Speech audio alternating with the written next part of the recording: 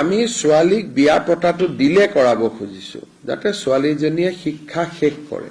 আমি এই গোটেই স্কিমটোৰ উদ্দেশ্য হল কনস্টিটিউশনাল লিমিট মতে আমি যাব খোজা নাই 18 বছৰ 21 বছৰ আমাৰ কথাটো হল যে ছোৱালীজনী বিবাহ যিমান পাৰে দেৰিকৈ হওক তাই যাতে নিজৰ ভৰিৰ ওপৰত নিজে থিয় হ'ব পাৰে এতিয়া ডিগ্ৰী ফাৰ্ষ্ট ইয়াৰত তাইক এডমিশন হল বিয়া হৈ গল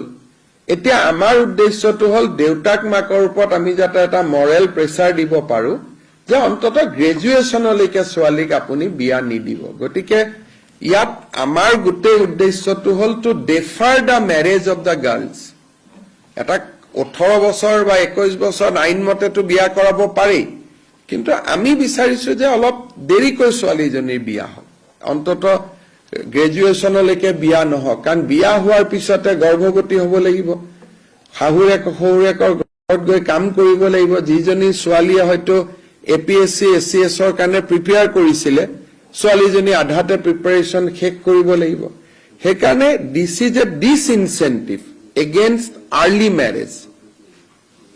কিন্তু গ্ৰেজুৱেচনৰ পিছত আৰু পোষ্ট গ্ৰেজুৱেচনত হেতু আমি ৰাখিব খোজা নাই কাৰণ বহুত ছোৱালী এনেকুৱা হ'ব যে গ্ৰেজুৱেচন হল বিয়া বাৰু হল 3 বছৰ পিছত আকৌ এডমিশন লয় বা বহুতে এডমিশন নাপায় পোষ্ট গ্ৰেজুৱেচনৰ সিট কম সেইকাৰণে পিজিৰ ক্ষেত্ৰত বিয়া হলেও এই আঁচনিটোৰ সুবিধা লাভ কৰিব পাৰিব